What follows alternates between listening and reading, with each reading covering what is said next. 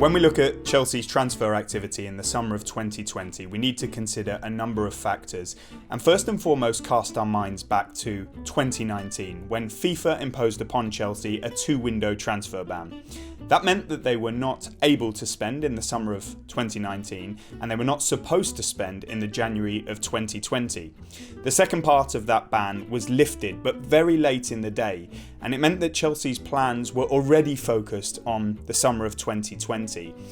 They showed their flexibility by essentially fast-tracking the deal for Hakim Ziyech, who had so impressed against them at Stamford Bridge in the Champions League just a matter of weeks earlier. They finalised that deal in January to take effect in the summer of 2020. But otherwise, all focus was on the summer. Despite many people saying that they really needed to recruit in January, they stuck to their plan, and that was to go pretty big and powerfully in the summer of 2020. They wanted to send a statement out clearly and make up for lost time. Crucially, they also had money in the bank. They didn't know at that point that the coronavirus pandemic would be striking, and their plans were really organised on making a real assault on domestic and European honours in the 2020 to 21 season. I think Roman Abramovich would have wanted to put Chelsea right back on the map at the top of European football at that point in time, and so they were starting to look at players, as we know, with Ziyech and also Havertz being a generational talent. That was one that they couldn't ignore. They would have also been aware of the likes of Timo Werner. The goalkeeping situation was a bit different, but Ben Chilwell has been in their thoughts for a long time as well. And I think come the summer, they wanted to pull off a lot of these deals. The coronavirus pandemic striking had a varying effect on many clubs. Chelsea, it left them in quite a strong position. Not only did they have money in the bank, but they had an owner who perhaps saw this as an opportunity. An opportunity to steal a march on many of the rivals who had sort of outspent Chelsea in the interim years, perhaps the likes of Manchester City, Manchester United, and European giants Real Madrid, Barcelona, Juventus, Bayern Munich, and others. When it comes to Chelsea's recruitment, at the top of the tree is Roman Abramovich. As owner, he is the person bankrolling the operation and essentially making the key decisions. The day-to-day command is held by the director Marina Granovskaia. She makes the decisions on who's coming into the club and who's going out, what money the club are able to allocate on both parts of that operation. But she is keeping Roman Abramovich in the loop at all times and essentially getting his sign-off on these key decisions.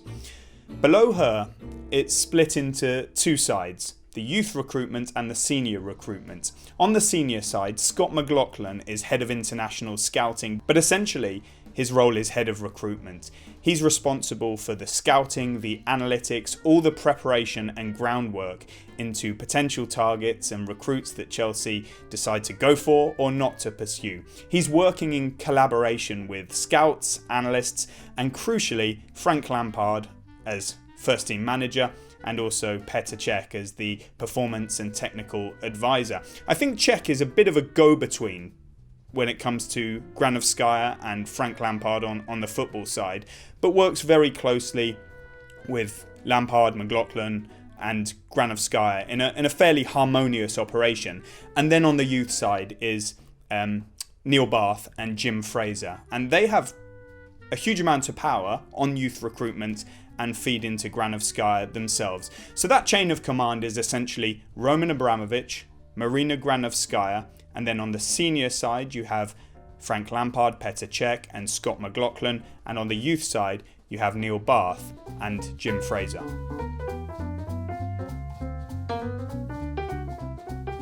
In the European, the world game, many people I speak to throughout football, Chelsea are renowned as one of the best operators within the transfer market. Inside the Premier League, Liverpool are also very highly regarded, Manchester City in a slightly different way, but few as efficient as Chelsea.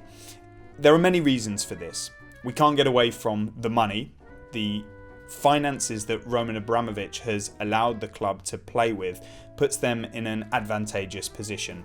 It allows them to go into negotiations knowing exactly what they have to play with, the maximums, the minimums, and many clubs don't benefit from that. They continually have to run the numbers, the checks, the balances, defer back to the owner. But Marina Granovskaia, as the chief transfer negotiator, the person in control of Chelsea on a day-to-day basis, is very clear from Abramovich and from the club's accounts what she's able to do and not do. Then comes their actual way of operating. They're very clear in their thought, they are ruthless in their actions, they are uncompromising in their negotiations. And we saw that this summer with pretty much all of their recruits. Chelsea know what they want to do, what they're able to do, and how they should go about it.